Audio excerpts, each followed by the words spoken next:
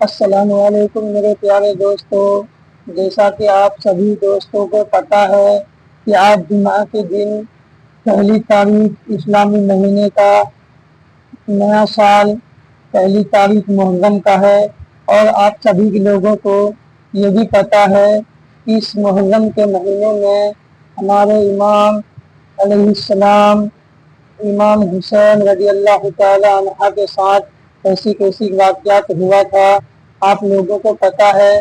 تو آئیے ہمارے پیارے مرشد گرامی مفتی سلمان اظہری سے داستان کربلا سنتے ہیں اور اپنے سبھی دوستوں رشتہ داروں کو سنانے کی کوشش کریں گے، اور اسے سن کر کے اپنی زندگی میں کچھ نہ کچھ عمل کرنے کی کوشش کریں گے میرے پیارے دوستوں، کیونکہ یہ محرم کا مہینہ ہے۔ ہم لوگ اس مہینے میں بھی بہت گناہوں کی طرف ملوث رہتے ہیں، اس لیے لہذا میری یہی گزارش ہے کہ آپ سبھی دوستوں اس گناہوں سے بچنے کے لیے داستان کربلا کو سنیں ہمارے مرشد گرامی سے، اور اس میں کیا بیان فرماتے ہیں اس پر السلام ضرور علیکم عمل ورحمۃ کرنے کی اللہ کوشش کریں وبرکاتہ۔ گے۔ الحمد للہ الحمد للہ الحنان المنان الذي خلق الإنسان وعلمه البيان، الصلاة والسلام على رسوله سيد الإنس والجان وعلى آله وأصحابه ذوي الخير والإحسان، أما بعد، فأعوذ بالله من الشيطان الرجيم، بسم الله الرحمن الرحيم، يا أيها الذين آمنوا استعينوا بالصبر والصلاة إن الله مع الصابرين، ولا تقولوا لمن يقتل في سبيل الله أموات بل أحياء ولكن لا تشعرون، صدق الله مولانا العظيم وبلغنا رسوله النبي الأمين المتين المختار الكريم، ونحن على ذلك لمن الشاهدين والشاكرين والحمد لله رب العالمين۔ بارگاہ رسالت معاب صلی اللہ تعالی علیہ وسلم میں درود پاک کا ہدیہ پیش کریں۔ اللہم صلی علی سیدنا و مولانا محمد معدن الجود والکرم، منبع العلم والحلم والحکم، وآلہ واصحابہ الکرام وابنہ الکریم، وبارک وسلم صلاة دائمة سرمدا ابدا۔ یقیناً آج 10 محرم الحرام عاشورہ کا دن ہے، اور آپ کا یہ جمع غفیر مسجد میں اس طرح سے جمع ہونا محبت اہل بیت کی نشانی ظاہر کرتا ہے۔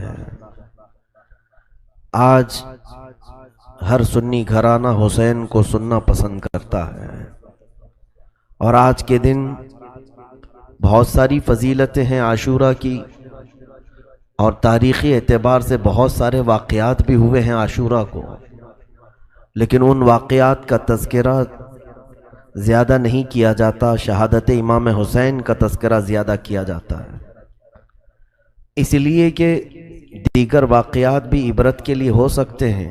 نوح علیہ السلام کے طوفان کا ذکر، موسیٰ علیہ السلام کا فرعون کی لشکریوں سے نجات کا پانا، یونس علیہ السلام کا مچھلی کے پیٹ سے باہر آنا، یہ سب عاشورہ کے دن ہوا ہے۔ لیکن کثرت سے شہادت امام حسین کو ہر سنی گھرانہ اس لیے ذکر کرتا ہے کہ قتل حسین اصل میں مرگ یزید ہے، اسلام زندہ ہوتا ہے ہر کربلا کے بعد۔ ہم اسی نیت سے اور اسی آس و یاس تمنا کے ساتھ شہادت امام کا تذکرہ کرتے ہیں کہ ہمارے مرجھائے ہوئے دلوں میں پھر سے ایمان تازہ ہو جائے۔ آج معمول کے مطابق تذکرہ امام حسین امام عالی مقام رضی اللہ تعالیٰ عنہ ہمیں کرنا ہے۔ کل آپ نے سفر امام حسین کو سماعت کیا تھا، مدینے سے مکہ تک آنا اور مکہ سے پھر کوفہ کے لیے نکلنا۔ یوں سمجھ لیں کہ آج ہم شہادت امام حسین کو سننے کے لیے بیٹھے ہیں کہ آج عاشور کا دن کربلا کی تاریخ میں ایک ایسا دن تھا کہ اہل بیت کے لیے ایک بڑا سخت ترین امتحان تھا، بلکہ امام زمن نے اس کا نقشہ یوں کھینچ کر کے بیان کیا ہے کہ فاطمہ کے لاڈلے کا آخری دیدار ہے، حشر کا ہنگامہ برپا ہے میان اہل بیت۔ اہل بیت اطہار کے درمیان حشر کی سی نوبت اور حشر کی سی کیفیت پیدا ہو چکی تھی۔ عزیزان گرامی وقار، سیدنا امام علی مقام کا تذکرہ کرنا اور سننا، ہم اس کو سعادت و عبادت تو سمجھتے ہی ہیں، لیکن یہ ایک بڑی ہمت کا کام ہے اور ایک بڑے جگر کا کام ہے کہ ہم اپنے نبی کونین صلی اللہ تعالیٰ علیہ وسلم کے نواسوں کا تذکرہ کرتے ہیں اور پھر اپنے دامن میں جھانک کر دیکھتے ہیں تو خود اپنے آپ پر زیادہ رونا آتا ہے، اس لیے کہ وہ شہادت کے بعد بہت بلند مقامات پر چلے گئے، اتنے بلند مقامات پر وہ فائز ہوئے کہ ان کے نام کے تذکرے کرنے والوں کو اللہ ان کی برکت سے ولایت دے دیا۔ لیکن رونا آج امام حسین پر نہیں، اپنے حال پر آ جائے تو بھی بڑی بات ہے کہ تذکرہ کرنے والوں کی زبان بھی اور ان کا عمل بھی ویسا ہو جائے جیسا امام حسین چاہتے تھے۔ سیدنا امام علی مقام مکہ میں تھے، پورا رمضان المبارک مکہ میں گزارا، شوال اور ذی القعدہ بھی مکہ میں گزارا۔ امام مسلم بن عقیل کو آپ نے کوفہ بھیجا تھا حالات معلوم کرنے کے لیے۔ کوفہ والوں نے ان کا بڑا شاندار استقبال کیا تھا، تو انہوں نے لیٹر لکھ کر بھیج دیا تھا، اے امام یہاں کے حالات بہت اچھے ہیں، سب آپ کے حق میں ہیں، آپ کے صرف انتظار میں ہیں، آپ تشریف لائیں اور ہر کوئی آپ سے بیعت کرنا چاہتا ہے۔ یہ خط پہنچا امام علی مقام کے پاس، لیکن کوفہ میں کیا ہوا اس کے بعد، امام مسلم بن عقیل اور ان کے بچوں کو اور ان کے جتنے حمایتی تھے ان کو بڑی سزائیں دے کر کے ابن زیاد نے قتل کیا اور کوفہ میں ان کے سروں کو لٹکا دیا۔ یہ خبر امام حسین تک کسی نے نہیں پہنچایا۔ امام علی مقام مکہ سے اپنے خاندان والوں کو لے کر نکلتے ہیں، چلو کوفہ والوں نے ہمیں بلایا ہے، ہزاروں کی تعداد میں ان کے خط آئے ہیں، ہم ان کے خط کا جواب دینے کے لیے پہنچے اور ان لوگوں نے ایک امام حق کا مطالبہ کیا ہے، ہم ان کے اس مطالبے کو پورا کرتے ہیں۔ جبکہ مکہ میں موجود بہت سارے صحابہ اکرام اور دیگر تابعین نے آپ کا راستہ روکنے کی کوشش کی، بہت کوشش کی کہ آپ نہ جائیں، آپ مکہ میں امن و امان کے ساتھ ہیں، کوفہ والے دغا کر جائیں گے۔ امام علی مقام کی نظر میں صرف وہی بات تھی کہ کل بروز قیامت اگر انہوں نے اللہ کے حضور کہہ دیا کہ ہم نے تیرے نبی کے نواسے کو بلایا تھا، وہ آئے نہیں، اس لیے ہم نے یزید کی بیعت کر لی، تو رب تبارک و تعالیٰ کی بارگاہ میں کیا جواب دوں گا؟ اگر مولا مجھ سے یہ سوال کرے کہ اے حسین کیا تو نے اپنے نبی کی امت کو ایک فاسق و فاجر کے ہاتھ ایسی لاوارث چھوڑ دیا، انہیں بیعت کرنے کے لیے آزاد چھوڑ دیا، تو امام حسین کو اسی قیامت کا خوف ستاتا تھا، تو انہوں نے بلایا تو رخت سفر باندھ لیا۔ امام علی مقام جب اپنے گھر والوں کے ساتھ نکلے تو راستے میں کچھ لوگ ملاقات کرتے رہے، اس میں ایک مشہور شاعر فرزدق، اس نے مل کر کے ملاقات کر کے کہا بھی کہ آپ کہاں جا رہے ہیں؟ کہا کوفہ کی طرف۔ تو اس نے ایک تاریخی جملہ کہا، اے امام حسین ابن علی، کوفہ والوں کے دل آپ کی طرف ہیں لیکن ان کے نیزے اور تلواریں یزید کی طرف سے چلتی ہیں، آپ ان کی بات پر یقین نہ کریں۔ امام علی مقام نے کہا، اے فرزدق، اللہ نے جو مقدر رکھا ہے وہ ہو کر رہے گا۔ بہرحال آپ کا سفر آگے بڑھتا گیا، کارواں یہ منزلیں طے کرتا گیا۔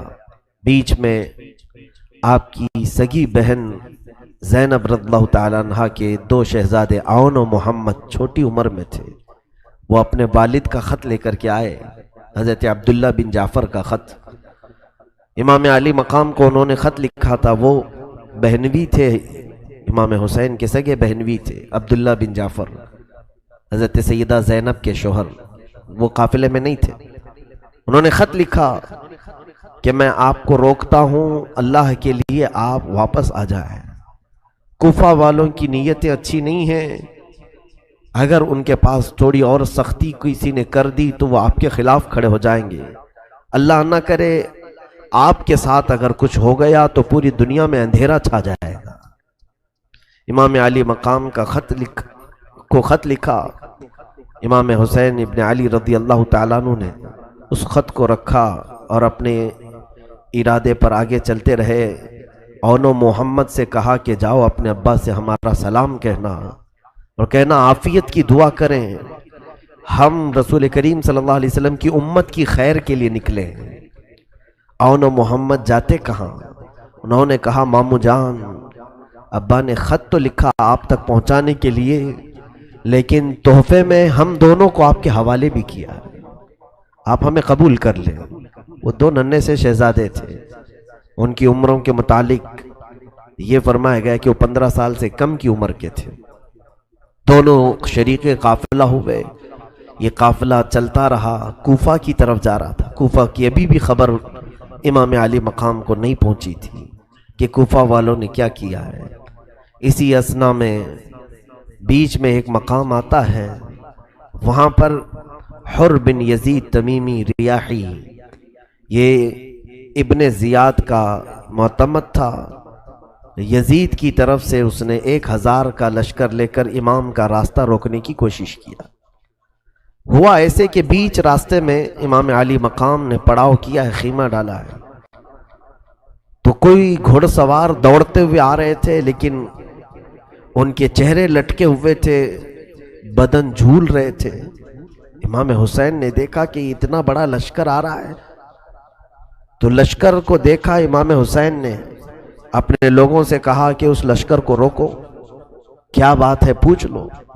کوئی گئے اور جا کر کے پوچھا کہ کیا بات ہے، کہا بہت دور سے چلے آ رہے ہیں، پیاس اور بھوک نے ہمیں ادمرا کر دیا ہے۔ یہ خبر امام حسین کو پلی تو امام علی مقام نے اپنے خیموں میں جتنا پانی تھا سب لے کر کے حاضر آئے۔ حر بن یزید کو آ کر پانی پلایا، اس نے آنکھیں کھولی اور اس کے بعد ان لشکریوں کو پانی پلایا۔ امام حسین نے پوچھا کہ کیا مقصد، کس لیے آئے ہو؟ وہ جانتے نہیں تھے امام علی مقام کو۔ کہا سنا ہے ہم نے یزید کے خلاف حسین ابن علی بغاوت کر کے نکلے ہیں، اور ہمیں حکم دیا گیا ہے کہ ان کو راستے ہی سے گرفتار کر کے لے آئے۔ تو اس میں حر بن یزید نے پوچھا کہ کون ہے تم میں حسین؟ بڑا بھاری مشکیزہ اٹھا کر کے وہ لشکریوں کو پانی پلا رہے تھے۔ کسی نے کہا یہی حسین ابن علی ہیں جس نے تجھے پانی پلایا۔ وہ پانی پلا رہے تھے کس لشکر کو؟ اس یزید کے لشکر کو جو گرفتار کرنے کے لیے آیا ہے۔ یہ ہے شان اہل بیت، چاہے پہچان کا ہو کہ بنا پہچان والا ہو، اسے پہلے پانی پلایا جائے۔ اسی لیے تو آج محرم میں ہم ہر جگہ سبیلیں لگاتے ہیں، کثرت سے پانی پلاتے ہیں، ہر کسی مذہب سے تعلق رکھنے والا پانی پی کر کے جائے، کم از کم ہمارے ہاتھوں پہنچانے کی کوشش کرتے ہیں۔ چھوٹی چھوٹی ویڈیو کے ذریعے سے آپ لوگ ضرور سنیے اور اپنے ایمان کو تازہ کریے اور داستان کربلا کے سنتے رہیں۔ جب جب سنو گے میرے پیارے دوستو، ایمان تازہ ہوتا جائے گا۔ السلام علیکم میرے پیارے دوستو۔